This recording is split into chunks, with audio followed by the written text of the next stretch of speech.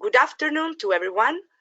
My name is Alessia Rogai, and I am the Knowledge Management and Learning Coordinator of the project Bridge the Gap 2. For those that don't know the project, Bridge the Gap 2 is a project funded by the European Union, and it's coordinated by the International Ibero-American Foundation for Administration and Public Policies, FIAP, in partnership with three agencies for development cooperation of the European Union, the Spanish, the Italian, and the Austrian, and two international NGOs, the International Disability and Development Consortium and the European Disability Forum. The initiative aims to contribute to the socio-economic inclusion, equality, and non-discrimination of persons with disability through more inclusive and accountable institutions and policies. Well, it seems, I think, incredible, but we arrived already to the 8th session of this webinar training cycle organized by Bridge the Gap, which from the beginning is exploring different cross-cutting issues taken into consideration by this European initiative. We started months ago with the session on this, about CRPD, its principle, to go then through SDGs, the inclusive project cycle management, communication, inclusive education, that it was last session. Finally arriving today to talk about employment. The webinars are conducted, as you know well now, in English, French, and Spanish in separate sessions. And you can find all the previous sessions, the recording, the transcriptions, and also the learning material on our website, on the Facebook and Twitter pages, and also on our YouTube channel in separate languages. You can find these links in a while in the chat box. Today, as I said, another important topic, universal access to employment, mainstreaming disability inclusion to ensure the right to work and employment of persons with disability. According to the Convention on the Rights of Persons with Disability had the right to work on an equal basis with the others. Specifically, the Article 27 of the CRPD requires state parties to take adequate measures to safeguard and promote the realization of the right to work of persons with disability, including prohibiting discrimination on the basis of disability with regards to all matters concerning employment. Employment is crucial to sustain livelihoods as well as a crucial factor for inclusion in societies. Having a job is an essential feature of human existence, and in many societies, the ability to work is viewed as one of the most important ways in which people can make their individual contribution to their communities. Persons with disability face barriers in the form of inaccessibility of information and in the physical environment, including transportation, housing, and workplaces. Employers also often assume that the cost of implementing reasonable accommodation for employees with disability are prohibitively expensive. Mainstreaming disability inclusion strategies into existing development processes is a way of ensuring the rights of persons with disability in terms of work and employment.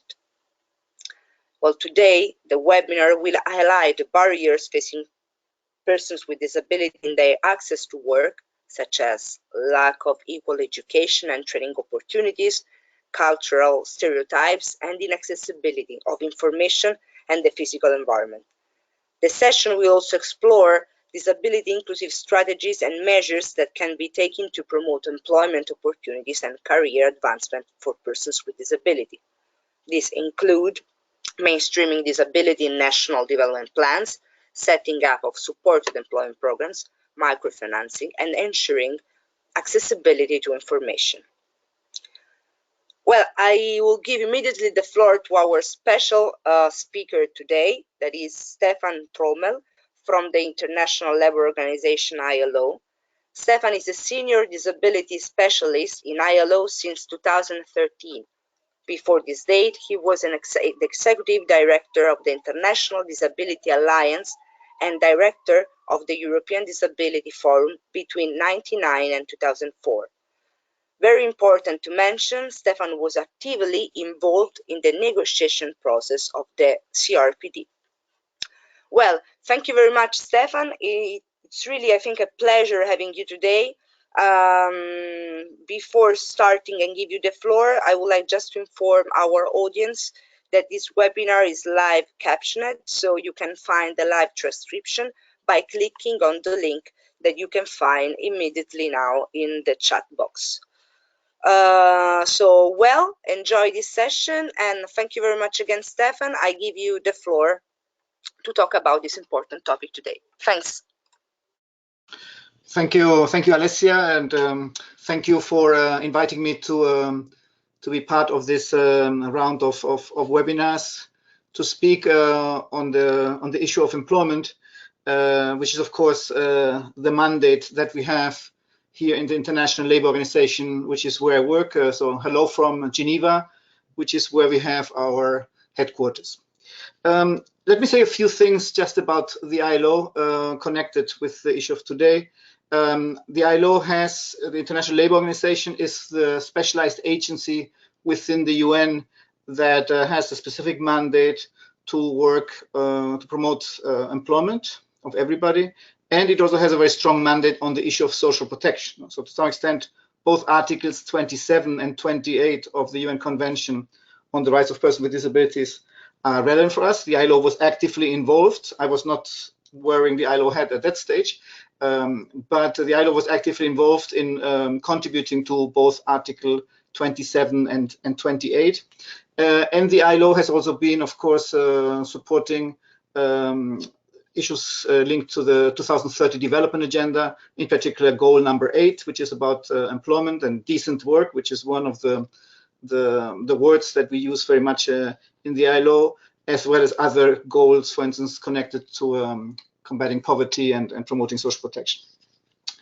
Our governing structure in the ILO is very specific and very different from many other UN entities.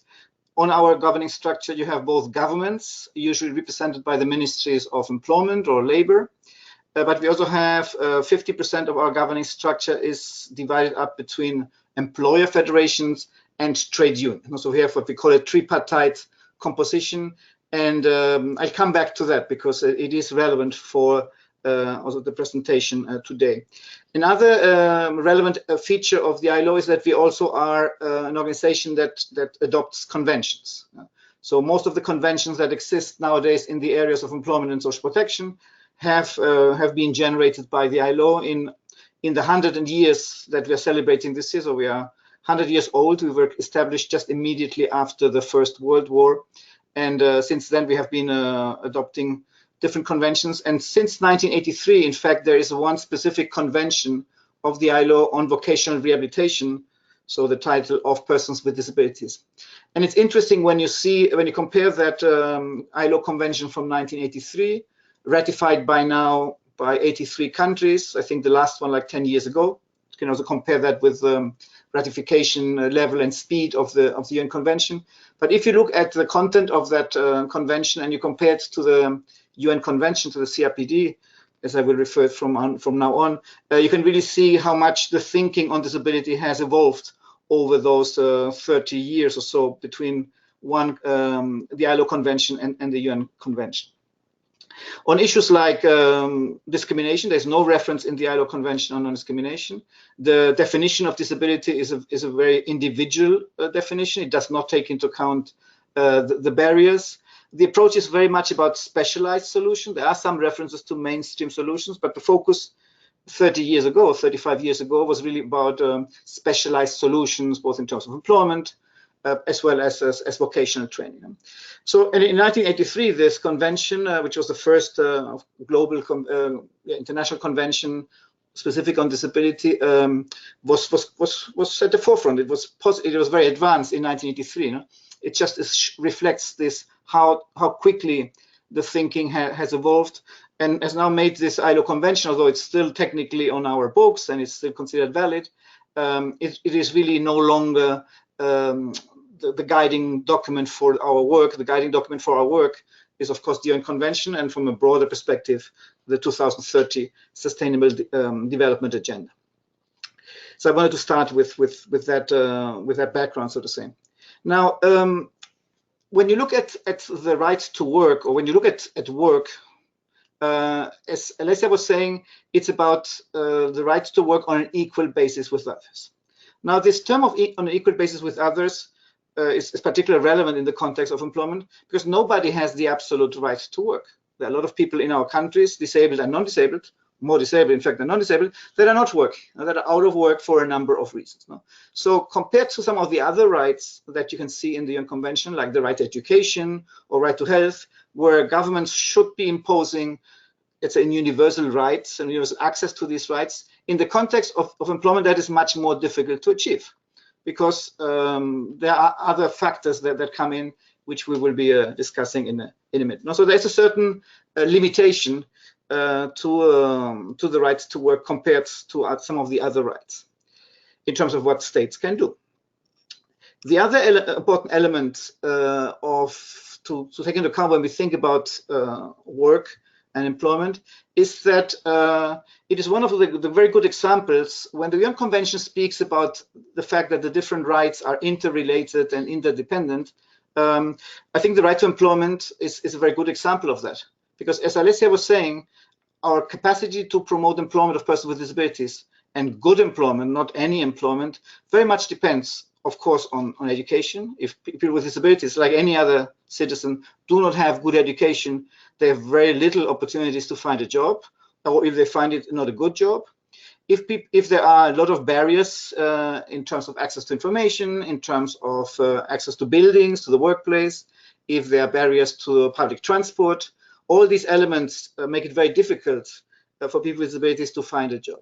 But also other elements, like many persons with disabilities are still limited in their legal capacity, cannot properly sign a labor contract, somebody else will need to sign on their behalf. If so, all that also contributes to problems.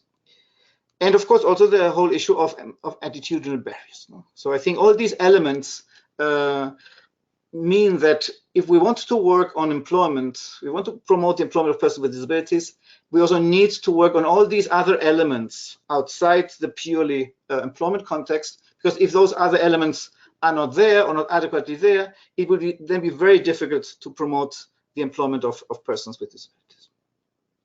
There are other elements of the UN Convention that are also relevant from an employment perspective. Right now, we don't have in many countries good statistics on the employment of persons with disabilities. This is further complicated by the fact that we use different definitions and all that, but just even from so that makes also comparability a very complicated issue. But even if you look in a specific country context, the fact of the matter is very, very rarely are employment statistics disaggregated by disability. So if there are countries that are using regular labor force surveys, very seldom are these regular surveys done with a focus on persons with disabilities. And so there's a clear link, of course, with Article 31 of the CRPD, which requests states to provide the relevant statistical information. And of course, also very clearly linked with the strong push for disability disaggregated statistics as foreseen by the Sustainable Development Agenda.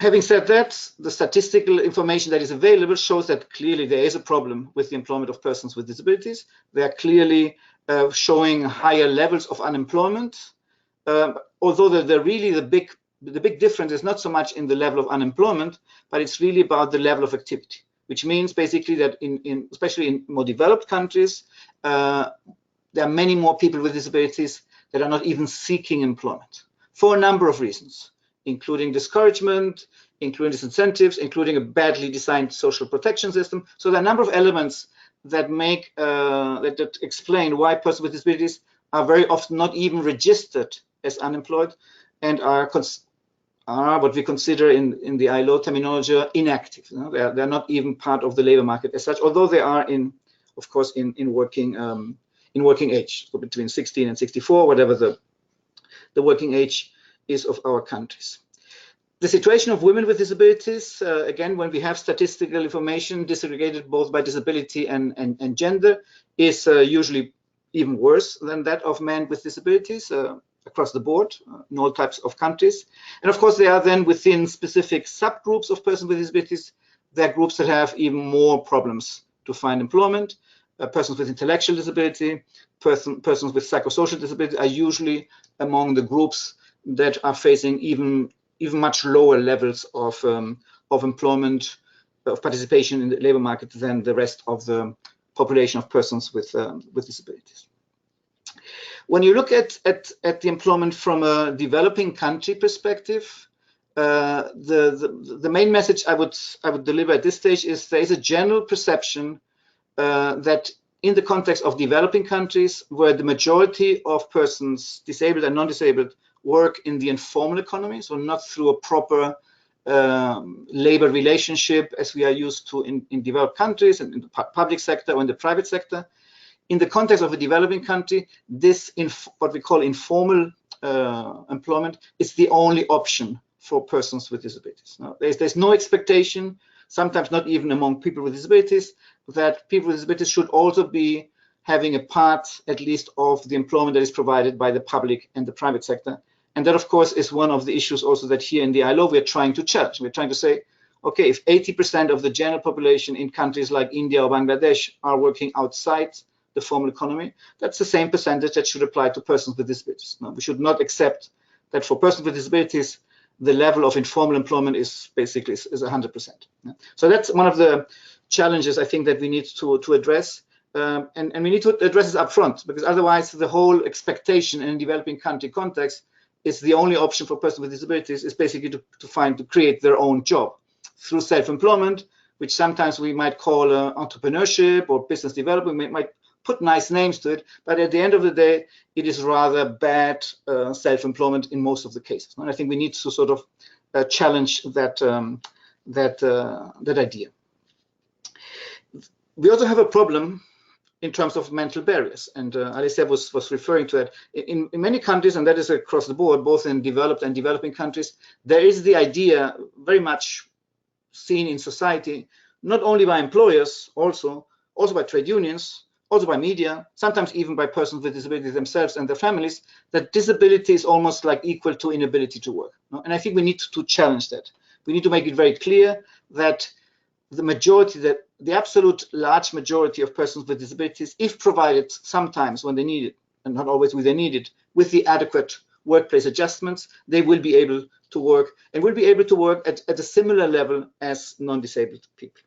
And that is, I think, something that this stereotype about not being able to work, or if able to work, definitely not at the same level. I think this is something that we need to challenge very strongly. And that's why it's also so important to see, for instance, that Article 8 of the UN Convention, the article deals with awareness raising, has a specific reference to the need to show to the private sector, to the employers, the capabilities of persons with disabilities. Probably that small sentence in Article 8 could also have been in Article 27, but for whatever reasons it is there. It is just a good reminder that in these general efforts that states need to do to change the mental barriers among society in general, a particular attention should also be provided to the private sector, or to employers in general, because as I said, also these perceptions might be equally bad within the public sector as an employer. So let me now have a look at, or let us have a look at Article 27 of the UN Convention. Alessia has already sort of given us a quick introduction to that article. Now, what does first, as you will see, it's one of the longest articles in the convention, which to some extent also shows that if we want to promote the employment of persons with disabilities, we need to come up with a very multi-layer strategy. We need to address many different areas and issues if we really want to make progress in the area of employment. So what are some of the messages that Article 27 sends us? On one hand, it sends us a clear message that it is about inclusive employment. We are talking about people with disabilities finding jobs in an open labor market that is inclusive to everybody, and in jobs and professions alongside the rest of the population.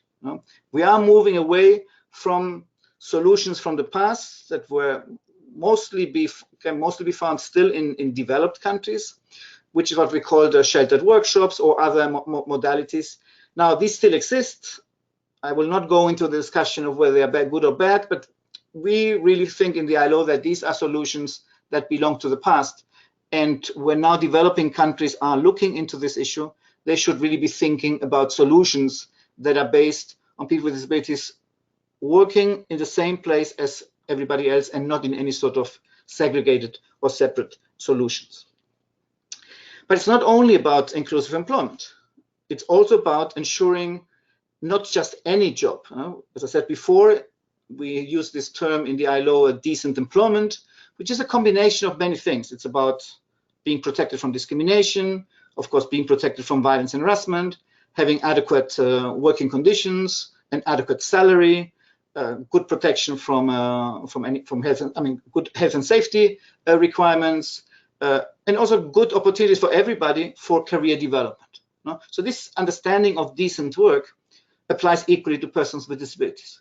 Too much in the past, our focus has been on finding persons with disabilities a job, and then basically forgetting about them, saying, okay, now they have a job, they are in the bottom of the pyramid, but now we just don't care about providing the opportunities for people with disabilities to move up the ladder of the pyramid and tomorrow, not tomorrow, but in 10 years' time, become the head of a department, the head of the human resource department, the head of marketing, and a bit later, why not become the CEO of a company? We don't have that expectation in our minds, and that is something that also needs to change. And I think from that point of view, this again, the CRPD sends us very clear messages that it's not just about any job; it's about ensuring also the same opportunities for career development. And some people will make it more, others less, like the rest of the population. The Article 27 also is very clear that it is about ensuring non-discrimination in all stages of the process. So I think it's the first paragraph or the first element under the second paragraph of the convention deals with these different stages. Now, it's about ensuring non-discrimination in the recruitment process. We need to revise, employers need to revise what are the different barriers, sometimes inadvertent, that exist in their recruitment processes. Are there barriers to e-recruitment, for instance? Are recruitment panels adequately prepared to look at the abilities of disabled candidates versus just focusing on, oh, the person has a wheelchair or using a cane or is deaf? Now, focus on the abilities of the person, try to think about what that person might require, but don't focus on the disability, focus on what the talent and skills that person brings to your company if employed. It's, of course, non-discrimination once the person is in the company, providing the same opportunities for continuous training. Nowadays, in the current context of a labor market that is changing rapidly, when new developments are coming in, artificial intelligence, etc., if workers, disabled or not, are not able to retrain and obtain new skills very regularly, they will soon be sort of moved out of companies and replaced by younger people who are better able to do so. So we need definitely also not to ensure only to get people with disabilities into the jobs, but also ensure that they are able to access the same training opportunities as others. It's digital skills, it's communication, all those elements. It's much more complicated and complex nowadays to get into the labor market and to stay in the labor market. And we just need to ensure that people with disabilities have the same opportunities and others to acquire that knowledge if we really want them to stay and also to promote, to progress in their employment. Of course, a very important reference in Article 27, not surprising, to the need to ensure that provision of reasonable accommodation is provided. As you will know, the concept of reasonable accommodation, reasonable adjustment, is a concept that very much started in the context of employment. It's now, thanks to the CRPD, it's a widely understood concept, not only applying to employment, also to education and to all areas, in fact, but it's a concept that really started in the context of employment. And from that point of view, it's of course very important to have that explicit reference, again, also in Article 27. It doesn't go much into the legality of it, because that is already dealt with in other parts of the convention, Article 2 and Article 5, when these concepts are defined. But what is, I think, is very important reminder in Article 27, that the role of states is not only to have this concept embedded in legislation, as it should be, basically saying the denial of reasonable accommodation is a form of discrimination. It's very important to have that in our legal systems, but also to go beyond that and, for instance, provide the adequate technical assistance both to employers, public and private, but also to the individuals with disabilities, of available reasonable accommodations that exist in the specific country. Sometimes it's about covering the cost of such a workplace adjustment, but I think more relevant than funding, relevant as it is really this concept of providing the technical assistance. And it really sometimes even dismantle this myth that exists there still among employers that this is something very complicated and extremely costly. That's not what the evidence shows. The evidence shows that usually these workplace adjustments are rather low cost, and if there's a cost, it's a rather minimal cost compared also with the return on investment of these expenses. But there's a role of the public sector to convey these messages and provide that support, because in the absence of that, there is a strong myth, a stereotype around this concept, and that can then lead to companies not considering the employment of persons with disabilities. Apart from this strong non-discrimination focus of Article 27, consistent with the overarching focus on non-discrimination of the CRPD, there are also references to affirmative action in Article 27. So, and in that context, the article is less prescriptive. As you know, one of the most well-known affirmative action measures that exist in more than 80 countries is quota systems. Many countries have quota systems that say, well, if you're an employer, public or private, with more than 25, 50, 100 employees, a certain percentage, 1%, 2%, even 5% of your staff should have a disability. Now, that exists in many countries, developed and developing countries, but there are also many countries that do not have these schemes.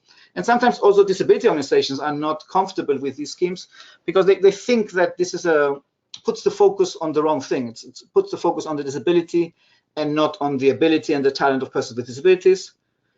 I personally would tend to agree with that argument, but at the same time, I also feel that in certain contexts, in the absence of having some push that often a well-designed quota system provides, and most of the quota systems are not well-designed, but when you have a well-designed quota system, there are ways of overcoming the negative elements that a quota system brings with, and still sort of the quota system helps to put the issue on the agenda of the employers, both public and private. So it is still a very much used policy option, which I would not say it's part of the past. It's still part of the current reality, and when it's well designed, I think it can still make an important contribution. But there are also other affirmative action measures around the creative use of public procurement. There are very few examples around that, but some examples like South Africa and a few others that have done a quite good use of public procurement to promote the employment of underrepresented groups, including persons with disabilities. The Article 27 also speaks about a very important issue, in my view, which is the issue of work experience. So we have, for instance, in the ILO, we have short fact sheets in which we explain how you make an apprenticeship or internship scheme accessible to people with disabilities. We are arguing not for separate program targeting interns with disabilities. You might also consider that, but more generally, we would say if you have an internship program or any other program in connection with universities or all that, think about how to make that mainstream program inclusive of youth with disabilities, young women and men with disabilities. And I think that is a quite powerful tool, because to some extent these programs, especially for an employer that is starting to think about opening up to persons with disabilities, they provide a rather safe bet, so to say, because they can give it a try. If it doesn't work out, it doesn't work out. But usually what happens is that it works out. There's some evidence from the US that companies that they are using this approach have 6 times more success in the context of disability inclusion than companies that are not using this approach. So it's a quite an interesting element, and it works perfectly in all different economic contexts. The convention also speaks about the issue of job retention and return to work. We all know that most of persons with disabilities acquire their disability while they are in working age. It can be through a work accident. It can also be in many other contexts, any other accident, any health condition. And the current practice is that in most situations when this happens, persons with disabilities leave the labor markets, undergo some form of rehabilitation and all that, and then they try to come back. And then this coming back to the labor market usually doesn't work. No? There are some good examples. Malaysia, for instance, is a very good example of a very successful return to work program where people that are in these situations that have been previously covered by Social Security, a lot of efforts are being made to bring these people back to the labor market, ideally in the same job with the same company as before. When that is not possible, in a similar job with a different company, or if that all that doesn't work, or perhaps also in the context of self-employment. But a very interesting scheme, not so much seen in many other countries. Another important message that the convention, Article 27 of the convention, sends us is about public employment. In most of our countries, the public sector, if you bring together the central government, the regional governments, however our countries are organized, the local governments, if you bring all that together, usually the public sector is the largest employer in our countries.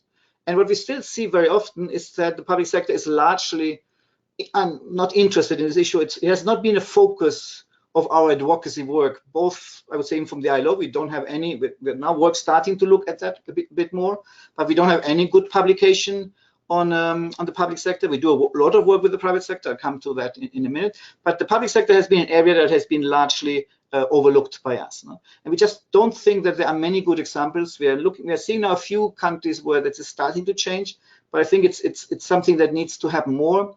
If governments are trying to get the private sector more engaged in the employment of people with disabilities and are not themselves showing the way, well, they have very little credibility and authority to expect that the private sector does better on that. Let me move a bit into the private sector. This is an area where the ILO has been doing a lot of work. It's probably one of the most complex areas, especially also in a developing country context, as I explained before. But what we have been thinking for many years is what is the best way to convince the private sector that they should engage in the employment of persons with disabilities? Because there can be no doubt that while the public sector is important, as I said before, still the largest part of the population is working in the private sector. And what we can see is that the private sector is usually not aware of the issue or has these very deep-rooted stigma, stereotypes and prejudice, not so much different from the rest of the society, but still, of course, also to be found in the context of the private sector. So the conclusion that we arrived already a number of years ago, and was not myself, was one of my predecessors in the ILO, is that we think that the best way to convince the private sector on how to get engaged in this issue beyond just legal compliance is really the listening, hearing from other companies that are already doing it, that are doing it for the right reasons, because they've realized that it's good for them to employ persons with disabilities, that persons with disabilities bring to their companies skills and talent that for companies it is in their direct interest to have a diverse workforce that is then best prepared to also deal with the diverse consumer expectations. No? So it's this what we sometimes call the business case, these advantages for the private sector of employing people with disabilities. We have seen that playing a role of a facilitator between companies that are engaged in that process and that have a good advanced understanding of this. They might not be 100% experts on the CRPD. Usually they are not. I mean, that's to be very honest, but they have a very good approach. The way they do things is extremely advanced. They have very good examples of providing reasonable accommodation. Very good example. I mean, sometimes they are better employers than, for instance, my own organization at the ILO, just to put it very bluntly. The good ones. I mean, there are not so many, but there are a number of good ones. When we're then able to showcase, to use these good ones at global level, and we do that through what we call the ILO Global Business and Disability Network, or through a national level, this is really what is then starting to make a difference. One of the things that we have been promoting is what we call national business and disability networks. In Ethiopia, and Ethiopia is one of the beneficiary countries of your project. So Ethiopia is a good example where, with the support of a local disability organization, a network was established a few years ago that is bringing together the private sector entities, still a few, but increasingly more and more. They come together, they share experience, they get the support wherever from each other, they get support from NGOs that understand where the private sector comes from that can help them find skilled persons with disabilities, probably coming out of university, coming out of an increasingly inclusive vocational training system. And that these type of initiatives are still, although they're small in numbers, I think these are showing the way in which we can sort of more significantly improve the performance of the private sector. I'm happy to come back to that in the Q&A part of the webinar. Now, I mentioned at the beginning of my presentation, you might remember that the ILO has this tripartite composition, as I explained, governments, employer federations, and trade unions. So, of course, also in the ILO context, we have tried, also in line with a specific provision in Article 27, to get the trade union sector more involved. And the good news is that, especially over the last 2 or 3 years, some more progress has been done. We have now a couple of publications where we have identified examples from national trade unions that are starting to put the employment of persons with disabilities on their agenda. I think it's fair to say that this is a rather new issue. It's still not at the level where it should be. There's still many trade unions out there that are not thinking about persons with disabilities. But I think what we're seeing is that this is making progress. And again, the more trade unions you have starting to include persons with disabilities in their regular work, not as an ad hoc, not as a separate idea, but really as part of their core activities, whether it's collective bargaining, whether it's a discussion on labor policy, whatever, of course, also internally, it's important that trade unions are starting to include disability in that context. And then again, the more trade unions we have doing it, they can then sort of, we can use them, or they can then become ambassadors, so to say, towards other trade unions that are not yet thinking about it. What are other, I have like 5 more minutes to go, and then I'll stop if that's okay with you, and I'm happy to look for questions from everybody. But 5 more minutes on some final messages that the Article 27 of the Convention sends us. One is it's very clear. It is about ensuring that people with disabilities have the adequate access to vocational training. Now, what we still see in countries, in many countries, especially also in developing countries, is that when there is some attention to vocational training of persons with disabilities, it's being done through segregated, specialized vocational training centers, usually focusing on skills and professions that are either no longer exist or almost not, or definitely would lead to an extremely low level of jobs, usually in self-employment. Never thinking of mainstream employment in the private sector. It's about basket weaving, it's about knitting, it's about, with all due respect to these professions, but when you have these specialized vocational training centers, that avenue is an avenue that is not leading to what we think is decent employment for persons with disabilities. Moreover, the fact that these specialized entities exist create an excuse for the mainstream vocational training system, which might not be perfect for everybody, but that's okay. That we cannot solve ourselves only. But the existence of these specialized entities provide an excellent excuse for the mainstream entities to say, no, we are sorry, but we are not ready to make our premises, our training accessible to persons with disabilities. Our staff is not prepared to deal with that. So we are not interested in this. Why don't you go over there on the other side of the street? There's a specialized vocational training center. Yeah, you can only do knitting and basket weaving and things like that, but they really know how to provide training to persons with disabilities. So we really need, and this is still happening. I mean, we just got a request now from an Eastern Europe country. They're saying, how can we change this situation? And it's very much similar to the discussion that we still are having in many countries, it's still not solved, to be fair, about specialized education and inclusive education. But in the context of education, there's a general agreement that inclusive education has to be the objective, and we need to find a way, a transition from the still existing specialized schools to that inclusive education model. But it's happening, it's a process happening.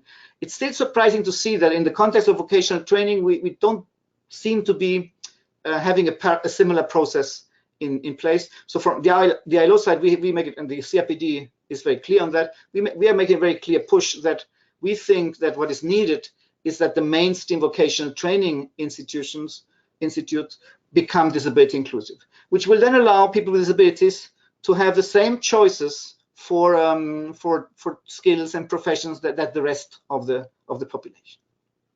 Of course, it's also about, that's not explicitly mentioned in Article 27, it's also, of course, about checking about the university. I mean, the university can do better. It's more for Article 24, but of course, also there's a clear need for universities to be more inclusive of persons with disabilities. Again, that will make it easier then for persons with disabilities to find a proper job.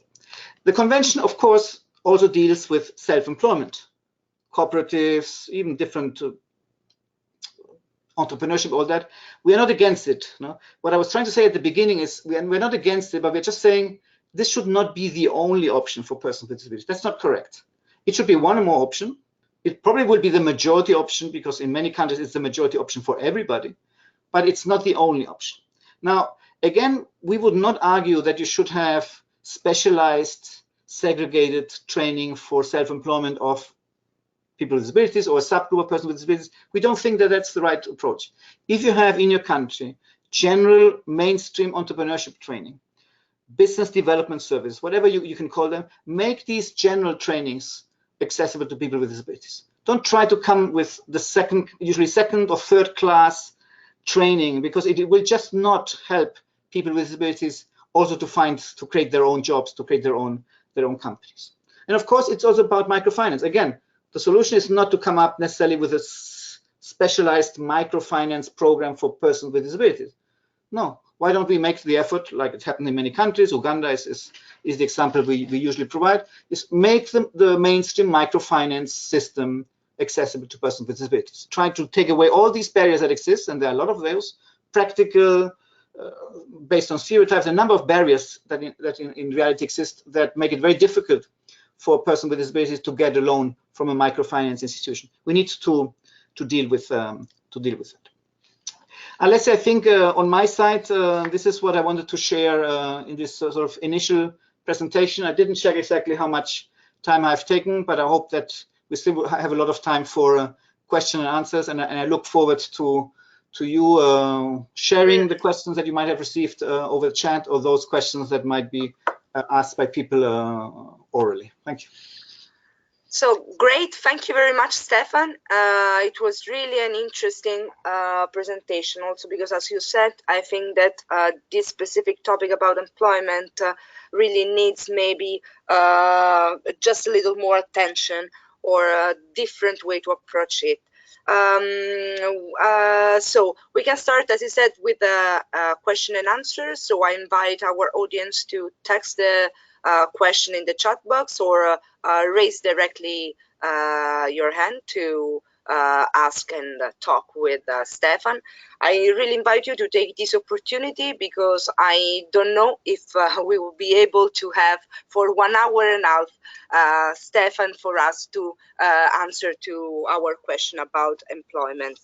I was, before starting reading, because we have already some question in the chat box, I just would like to make a reflection because we work on employment specifically in Sudan because, as you know, and also maybe your audience know, we Bridge the Gap works in 5 countries, and in every country we work for a specific topic.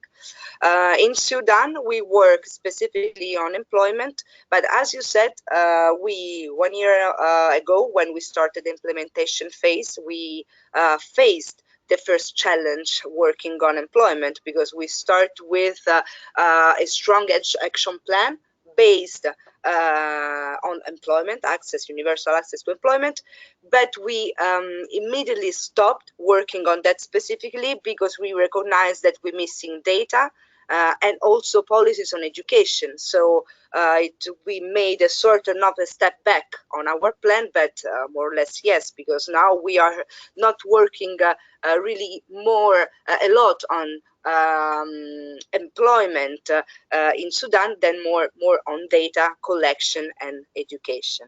So I don't know, my question is more a reflection than a question, but there is a way to work also little by little on this topic, also if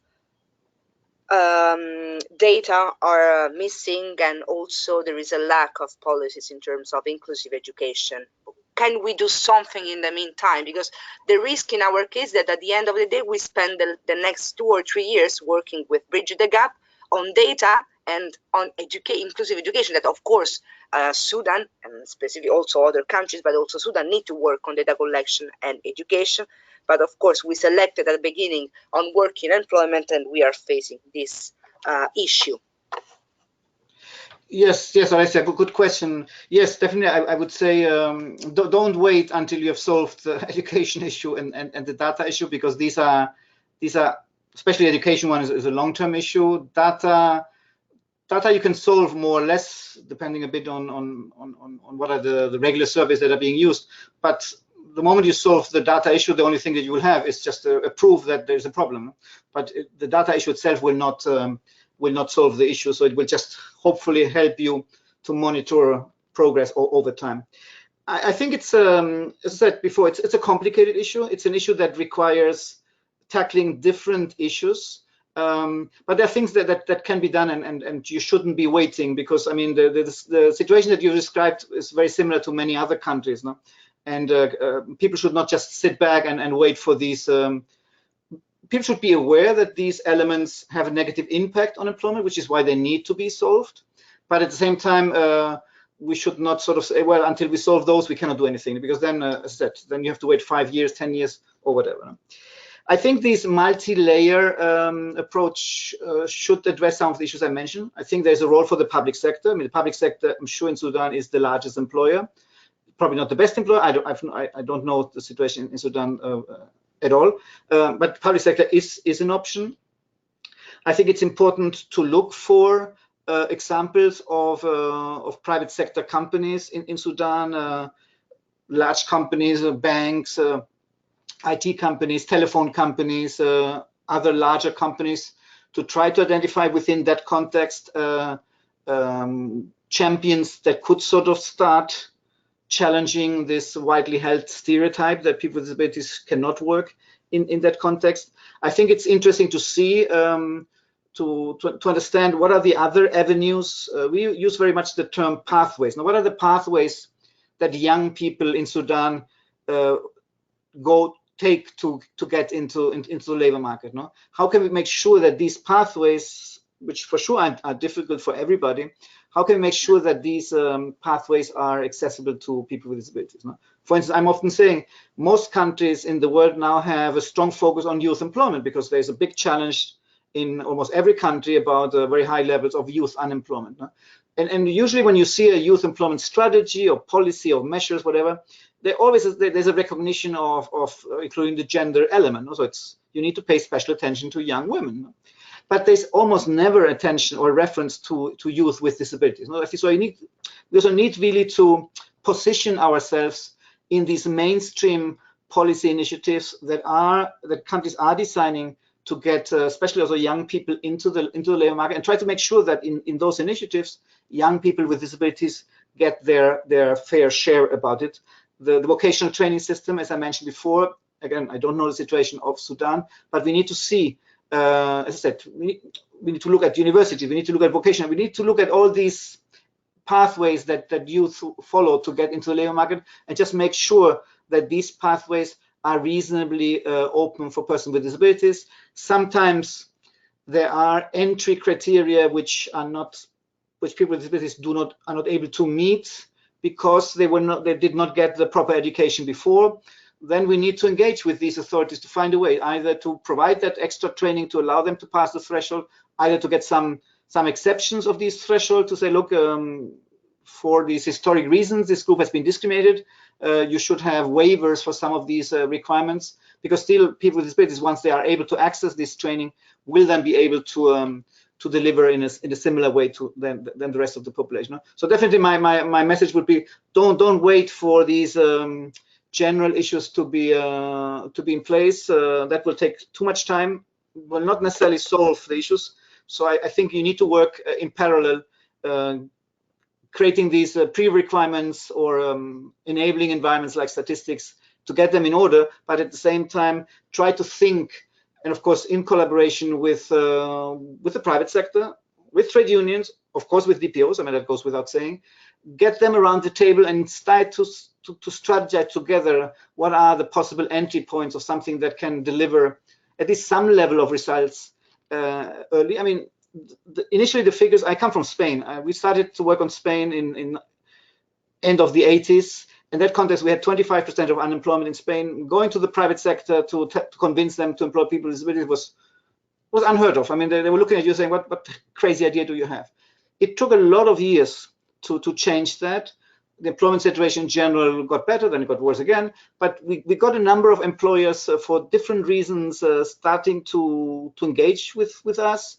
The disability organizations became more aware on how to speak with the private sector. It's also something that's not always the case. I really come from that sector. Before I joined the ILO, I've always, all my life, which many years, pretty old now, many years worked in the disability organization, and I perfectly know that disability organizations very rarely find the right way of interacting with the private sector. No? We are better used to do our advocacy work with the government, and that we do very well. But the work with the private sector, you need to take a different approach, because otherwise, if it becomes a confrontational approach, they will not see you as a partner, and then I think you are somehow not doing the proper job. So I think there's also a job very often for disability organizations to try to strategize and think about the private sector as a potential ally. There are many private sector there who will never be good, okay, but let's focus on those that are perhaps interested in changing their attitude. In many developing countries, it's the companies that come from outside into the country that probably are perhaps sometimes in a position where they're even more interested in showing that they are not just there for the cash, but also for providing jobs for certain groups. So I think that there are a number of opportunities that need to be discussed, but definitely don't wait for solving the other issues, because it just takes too long. Yes, I guess. It's a pity because today it's not really available. Our coordinator that is following, but it's at the airport. Our coordinator in Sudan, because it was interesting also knowing better just a little bit specifically what we are doing in the sense that you described, also working with the private sector. But anyway, if we have the possibility to connect, he will explain to us. If not, we have a lot of questions, so we can go ahead with our question. I will read an interesting question made by Manel Miri. And Manel asking, can you share with us some good example of countries or program of employment of persons with intellectual disabilities? As you said Manel, it's more challenging for this group of persons with disability. So if you have some good example about this specific issue in developing countries that we, in the sense of Manel-led organization, can follow. Thanks, Stefan.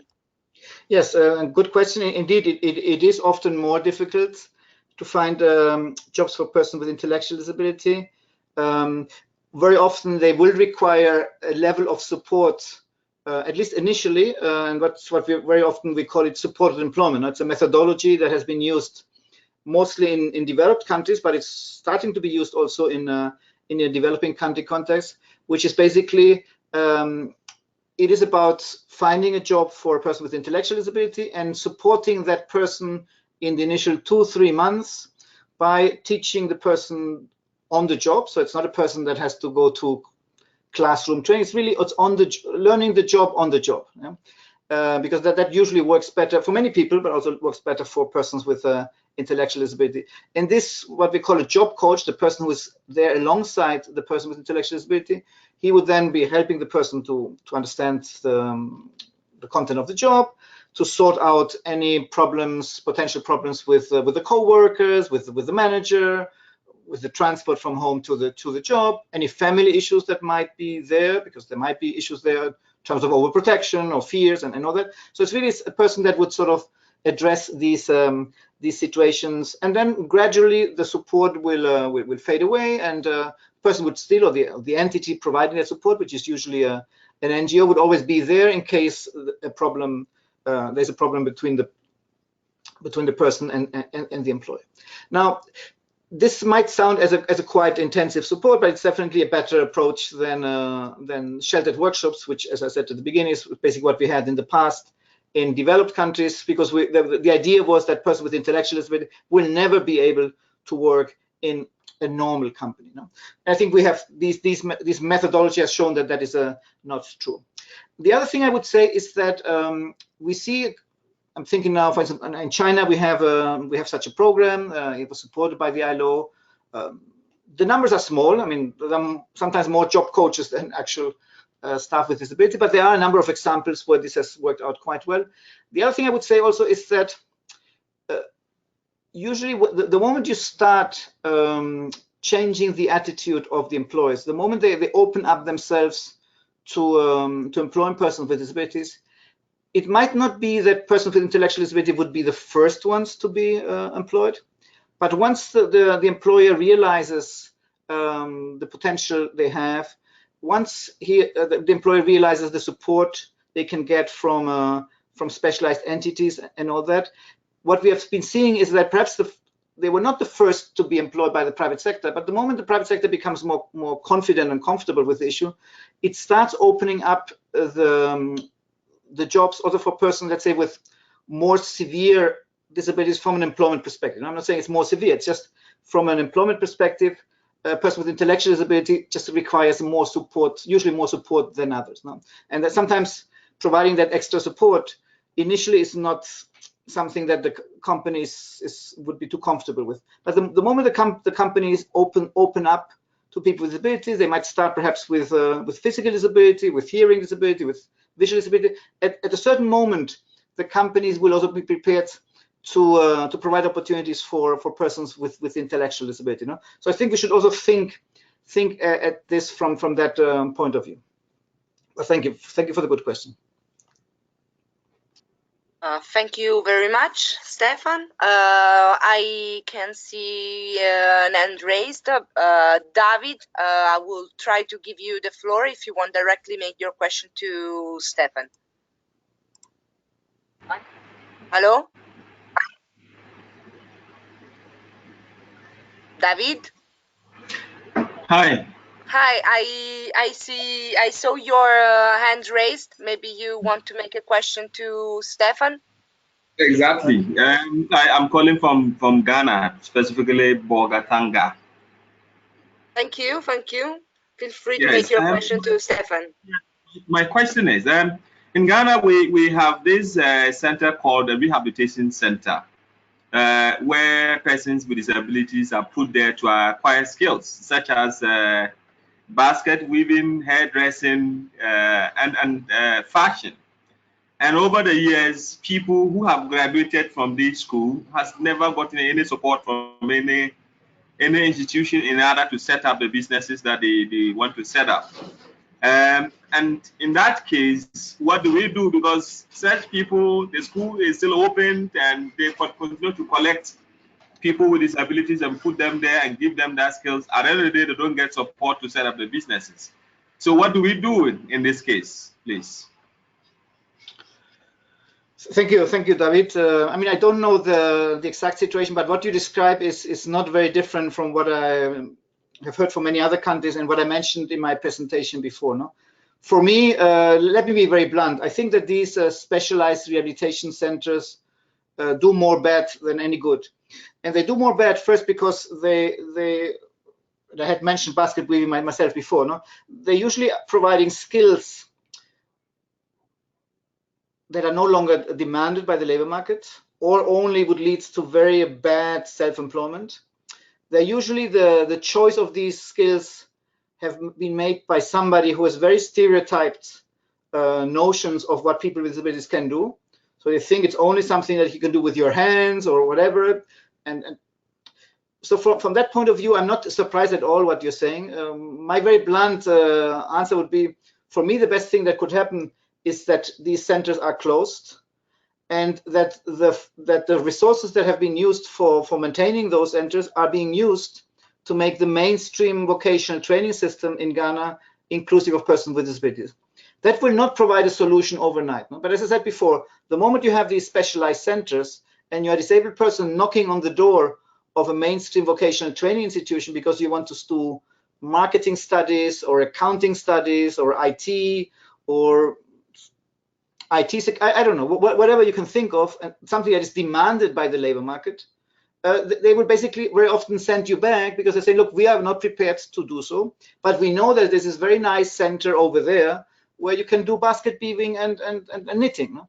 So from that point of view, the bad contribution that these centers make is not only that they don't deliver skills that will then lead to proper employment or employment at all, but also they provide an excuse for these mainstream institutions not to become more disability inclusive. So for me, we need to think. And the other day we had a delegation here in Geneva from Rwanda. They came to the meeting of the CRPD committee, and they were asking me also about because they wanted to come up with creating a specialized center for blind people in knitting. I said, I don't think that is a solution. I don't think that is these are solutions from the past. We need to think about solutions for the future, and these solutions pass by solutions that are mainstream, that are inclusive. We need to move away from these segregated, specialized solutions.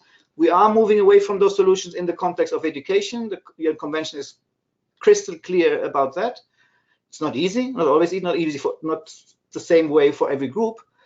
But in the context of vocational training, we are still sort of bound by these old-fashioned solutions, which have for many years proven not to be useful at all, no? But just they have prevented more inclusive solutions to appear. That would be my very blunt reply. But as I said, I don't know enough about the Ghana situation, but what you were describing is very similar to what I've heard in many other countries.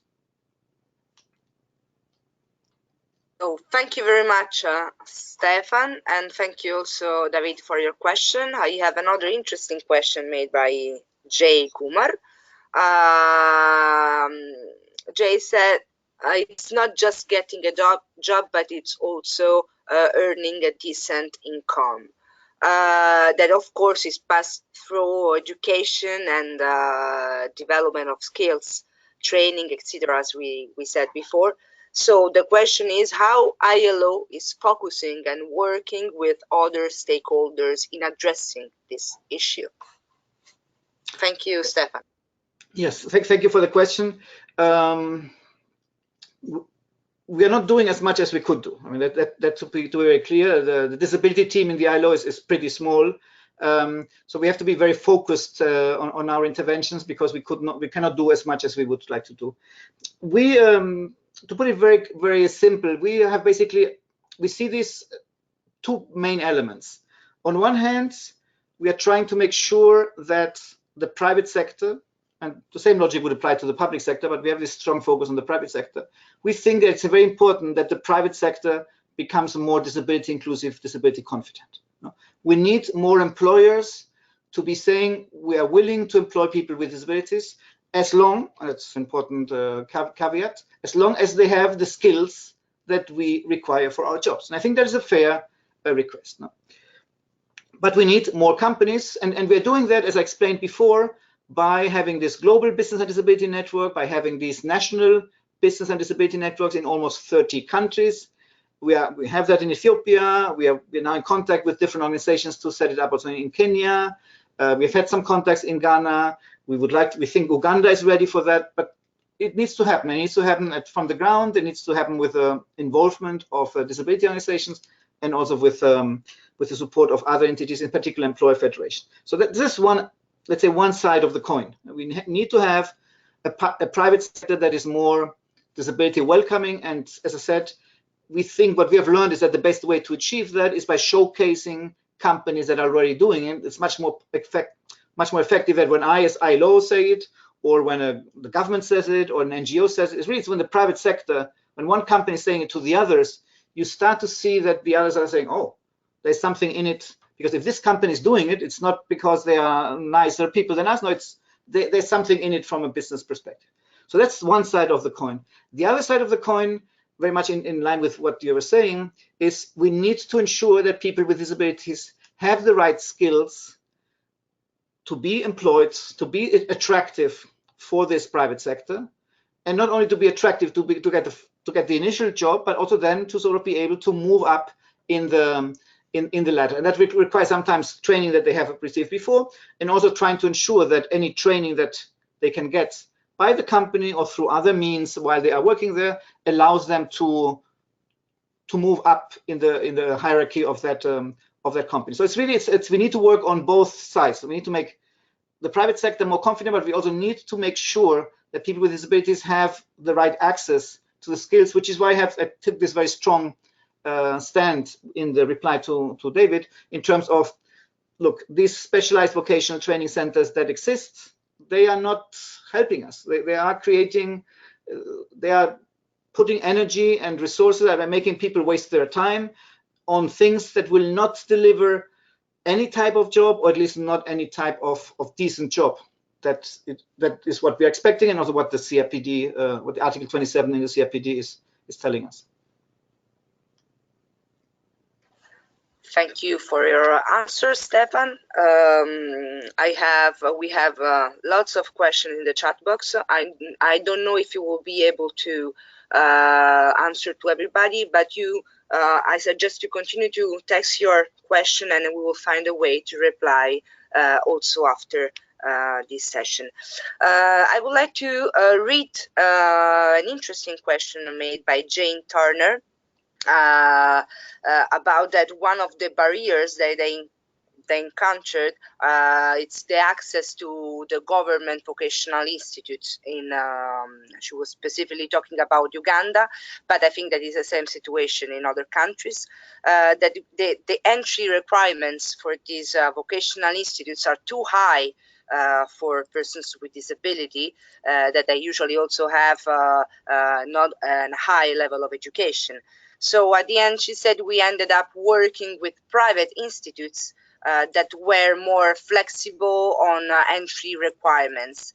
So the question is, do you have any suggestion, example of pushing for government mainstream vocational training institutes to be accessible to persons with disability who may not have the required level of education that the institution requires? Thank you for your answer.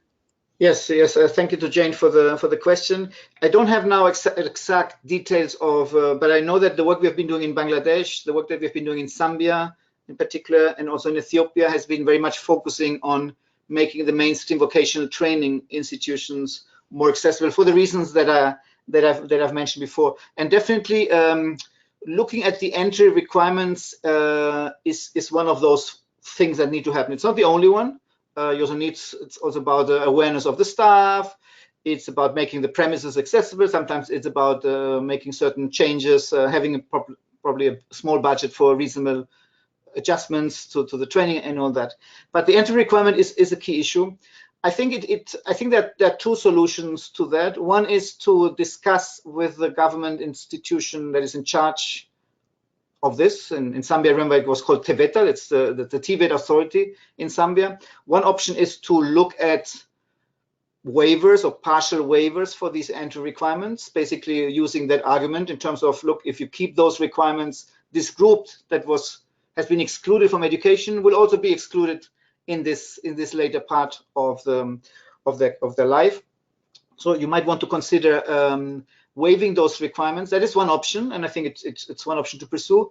Sometimes some of those requirements are sort of more difficult to take away because they would have a significant negative impact then on the actual level of the training. And then I think it is for NGOs, for the government to see about very much targeted training that would bring people with disabilities who have not had the benefit of proper inclusive education, to bring them to the level that they can reach these entry requirements, or at least those that could not have been waived. So it's a combination of flexibility in the requirements, and then also some sort of targeted pre-training that would bring people with disabilities to the right level, which will also help them in the following training, because if you just waive all the requirements and then they come in and they don't have any sort of minimum level of education, they will just also not probably be able to adequately follow the training. So I think this pre-training is something that that should be done, but always with the idea, and sorry for being a bit insistent, always with the idea of then getting people with disabilities into the mainstream training, not sort of using the fact that they can't make it to say, no, then we go into the other avenue, whether it's, I don't know about these private institutions, whether they're doing a good job or not, no? But the example I was giving before was, no, you then take them to the second and third class solutions, and then it's a waste of time for everybody, no? In particular, of course, for persons with disabilities. Thank you for your reply, for your answer. Now I would like just to collect 3 or 4 questions that I have about the quote systems, because people are asking if you can give us some example of a well-designed quota system and not well-designed quote system. And also, especially Manuel asked again and said again that maybe these quote systems are not really specific for persons with intellectual disabilities. So do you have some example to share with us? Thank you. Yes. Let me start with a non-well-designed quota system, because there are a few examples, no? And the few examples are countries which have a quota system, which includes a certain payment of it's a sanction. Usually, it's a sanction that companies need to pay in case they are not complying with the quota. No? And this has led often companies that do not want to pay that sanction to basically create fake employment. No? They put people with disabilities on their payroll. They pay them the minimum salary or whatever, which is sometimes lower than the actual sanction. So it makes more sense to pay that than the sanction. But then they basically tell the people, don't even come to work because we're not expecting you here. So just please stay at home and don't bother us here. No? So that is, of course, that is a badly designed quota system because it completely defeats the purpose. But you can find that in a number of countries. I won't give any names now, but you can definitely, there are a number of countries where we get that type of information, and from different regions. No? So it's not they're not all in the same region. No? So that is definitely a badly designed system. Now, there are not so many well-designed quota systems. No? There are many quota systems that are just there on paper. Companies are public and private sector are supposed to employ 1%, 2%, and nothing happens if they're not meeting it. So again, that's a quota system without any enforcement. So nothing happens. A few countries have quota system where then there is a payment associated with it. Sometimes that payment goes to a special fund. That we think we usually prefer not to call them sanctions. It's more like a tax. You pay a tax or a fee for every position. Imagine that you have 100 staff. You should have 5 staff with disabilities. You have 3, so not 0. You have 3. So you should pay a fee for the 2 positions that have not yet been covered. So you are recognizing companies that have made an effort. It's not the same to have 3 than to have 0. No? So it's because sometimes when you go by a sanction, you either meet the level or not. If you're under the level, you pay a sanction. No, we say you should pay a fee for each of the positions that have not yet been covered. And that fee should not go to the general budget. It should go to a specific budget, which you can then use, for instance, to finance a supported employment program like the one I described before, to finance workplace adjustments when they have a cost, to do an awareness raising campaign, to give some subsidies for smaller companies that are under the quota threshold. So then some good examples of countries that that use the quota system in what I think is a good way, and also in a way that the quota system is also positively perceived by the employers. And I think a bad example also is, for me, is when a quota system is seen as very negative by all employers. I mean, there will obviously some employers who don't like it. I mean, that we have to accept. But the moment the whole employer community is against the private sector because they were not involved in the negotiation and discussion, then I think this is a recipe for failure. So I think we also need to think about the process that will lead to the design of such a quota system. We are about, in the ILO, we are about this later this year to come up with a quota publication, looking at examples of good and bad practice, and coming up with some recommendations in terms of how we think governments should go about when they are designing a new quota system or revising their current quota system. In terms of the issue of persons with intellectual disability, it is correct to say that almost none of these quota systems makes any distinction by type of disability. There are few countries where the quota system distinguishes by type of disability. So a person with a more severe disability from an employment perspective would count like twice compared to a person with a less severe disability from a work perspective. No? The only scheme that I know that exists with a sub-quota for persons with intellectual disability, at least the only one that comes to mind, is in my own country, in Spain, in the public sector, not in the private sector, but in the public sector, where we have a 5% quota for all new jobs. There is a two of these 5% are reserved for persons with intellectual disability. But as I said, it's the only example that I can think of right now that has this particular focus on persons with intellectual disability. Otherwise, I would agree with the person asking the question. There is a risk with quota systems that certain groups will benefit more from it than others, which is why it's so important to accompany a quota system with these other measures that I was describing before. Otherwise, certain groups will probably be mostly left out of a quota system. Thank you very much. I would like to read this interesting question made by Silvia. She's asking, is the methodology of job coaching a standardized one? And the second is, are there any guidelines to facilitate work and inclusion of persons with disability? Thank you, Silvia, for this question, and thank you, Stefan. Sorry, Alessia, I didn't understand the second part of the question. Are there any deadlines? She's asking if you have some suggestions about guidelines to facilitate the work. Thanks. Yes, yes and yes. I mean, I guess that many supported employment provider, this is the terminology we use, which use this job coach, might have their own differences between each other, but there's a general agreement on what this entails. It very much, of course, depends also on the funding available for it. To be the more generous the funding is available is, the better the service can be. But you have the World Association of Supported Employment, WASE, so W-A-S-E. If you Google for them, you can find on their website information, including guidelines on how to create and run such a program. So it's quite standardized. It's quite, as I said, every program might have the smaller changes to the system. What is very important, and that's the main requirement, is that there's public funding available for such a scheme, because you basically have the host company, the private sector, who will put on their payroll the person with an intellectual disability or psychosocial disability. They will need to pay that person a decent salary, at least the minimum salary, or the minimum salary in the relevant sector.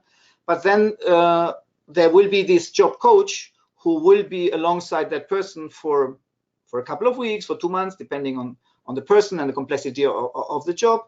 Somebody has to pay for that, and the employer will not pay for that. The employer will pay the salary of the person, will accept that person can come with this job coach, which is not the usual relationship with any other employee. So that's already a positive attitude from the employer, if I say so. But then somebody has to pay for that job coach, and that's where the public funding comes in. And that's why I was also describing before, if you have a well-designed quota system and the fees from the companies that are not yet meeting the quota system can then be used, or part of it can be used to finance such a scheme, then you have a scheme in place which hopefully will also sort of self-fund this required additional support that many persons with intellectual disabilities will require to find employment in the regular labor market.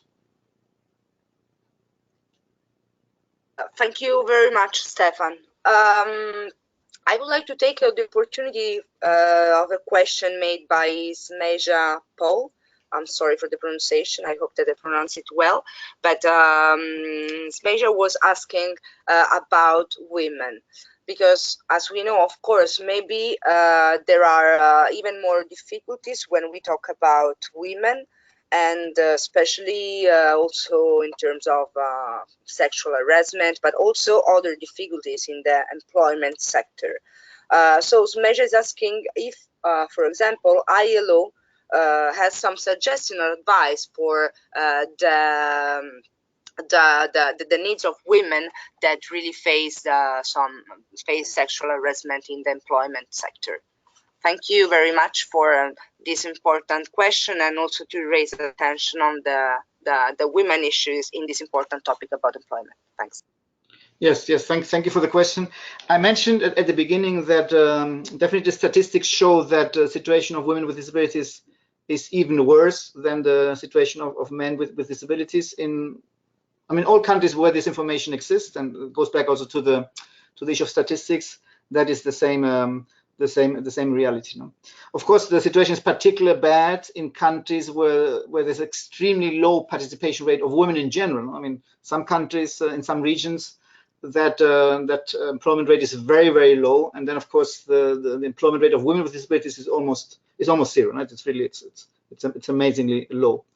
At the same time, it's quite surprising to realize, and we did last year, we did a document for the G20, this coming together of the biggest economies. They had the employment of persons with disabilities on their agenda, and we did a study on the situation of the different employment policies, and we could only find one country from the G20, South Korea, that in fact had in their employment policies for persons with disabilities a specific focus on women with disabilities. And it was basically around their quota system. No? Basically, the quota system, if a Korean company would employ a woman with a disability, that would count more as a man with a disability, and there was also the financial incentive for that was a bit higher than for a man with disability. So very, very few examples of policies that really pay that attention. So I think there's a need for more of that. In the context of a quota system, a rather straightforward way of doing it would be to have a sub-quota. It complicates things, but I think it's more than appropriate to think about that in the context of quota. In the context of vocational training, I remember when we did work in Zambia, there was also a need to sort of particularly think of women with disabilities in the context of vocational training. In the context of Zambia, there was a lot of mainstream vocational training institution where they were providing boarding to their students, and in the context of women with disabilities, well, you can imagine there were certain situations which were quite terrible. And that again reminds that you need to pay special attention to this issue, and it's linked to the issue that the person raised in terms of sexual harassment. We are currently, as ILO, and sorry to make a bit of a commercial there, we are currently working on what hopefully will be a convention on violence and harassment in the workplace. It will hopefully be adopted in June this year. And it's not disability specific, but definitely persons with disabilities is one of the groups that should receive particular attention in the implementation of such a convention, because the little evidence that exists shows that persons with disabilities in general, but women with disabilities in particular, are definitely much more likely to be in situations of violence and harassment in the workplace than the rest of the population. So we need to, in that context, we need to think about both prevention and reactive protective measures to make sure that women with disabilities, once they manage to get into the labor market, difficult as it is, as we have explained, they don't sort of then end up in a situation where they would have preferred not to be in that position, because then they are now subject to harassment and violence and harassment. So it's not only about getting men and women with disabilities into the labor market, but then also to have the systems in place that adequately protects them from these situations,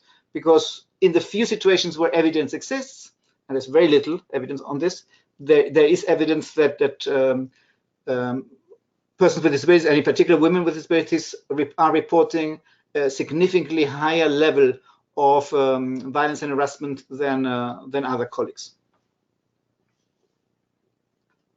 Thank you very much, Stefan. We have time for the really last question. I'm trying to collect some question, because people are asking really about how to collaborate with different stakeholders, how to put together the private and public sector to face, to achieve this goal. And also another question is if in that sense ILO is taking this, how ILO is taking this forward.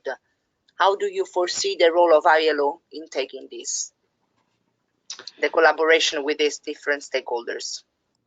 Yes, thank you. Well, as I said before, our team is pretty small. Let's put that from the outset.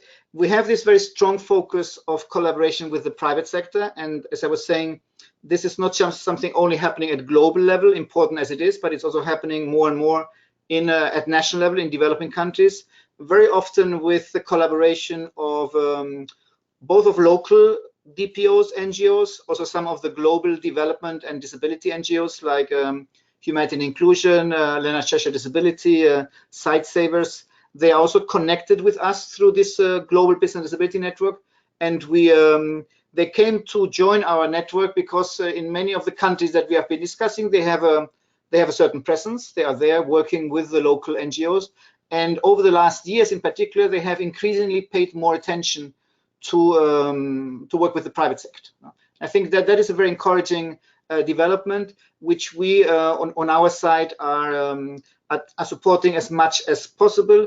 We launched a network, or a network was launched with our support in China last August. Now in January in India. We're currently working with counterparts in Philippines to create a similar network. We have networks in Sri Lanka, in Zambia, Mauritius, in a number of not as many countries as we would like to. I mentioned a few African countries before, where also we're trying now to move ahead on this. And I would basically suggest to the people on the call, Alessia, please feel free to share my contact details. That if they want to have a bit more information on their specific country, and if something is happening in the country, or if they want to have some advice on how to get involved in such an initiative, or even start such an initiative if such an initiative is not there, please, colleagues should feel free to reach out to us. The ILO has a reasonably good presence in the field, but it's also fair to say that in many of the places where the ILO has an office, my colleagues in that office have not yet been thinking very much about disability. So also from that perspective, the more colleagues in the different countries reach out to the ILO and say, well, can we do something together? Well, that will also help in moving the agenda forward, so to say. So thank you very much, Stefan. Thank you very much also for your availability to keep the contact with our participants, our partners. It's really important for us because, as you know, also Bridging the Gap work really at local level. So we need the support, and for sure we are going to take this advantage in the future. I hope so.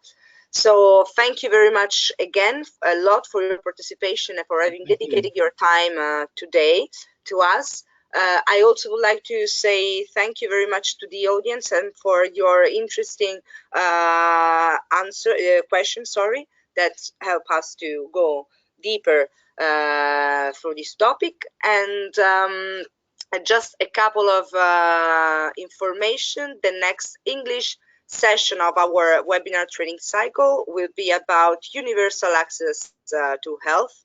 It will take place in April, Thursday, 18 April at 3:30 this time, not usually at 2:30 as we usually have the English session, at 3:30 because our panelist for this session is based in Canada. So we just gave to her the time to wake up. And so take notes on your agendas also, because as I said, we will have this important international expert, Alessandra Resu from HI, Humanity and Inclusion. Alessandra is the Inclusive Health Policy Lead at HI, and she's the new co-chair of the Health Task Group in IDDC. So again, don't miss also this session. Thank you very much to Stefan. Thank you very much to everybody. We will meet next time. Have a nice afternoon. Thank you. Bye. Thank you.